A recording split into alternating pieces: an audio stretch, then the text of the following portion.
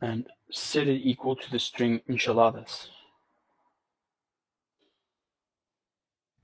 If you guys are wondering why my Spanish is so fantastic, it's because I'm Portuguese, not Spanish. Well, how can I say? I can speak Portuguese, that's why. So enchiladas, yeah, it sounds very Portuguese. So, but yeah, enchiladas, it's actually Spanish Mexican. So yeah, moving on. I'm gonna quickly run it and see. All right, as you can see, it's correct.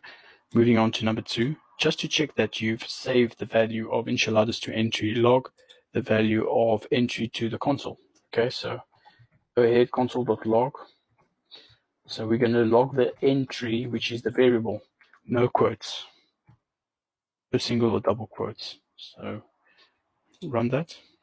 As you can see, the output is enchiladas. Okay, great. Let's see what happens if we try to reassign a constant variable. Paste the following code to the bottom of your program, entry equal tacos.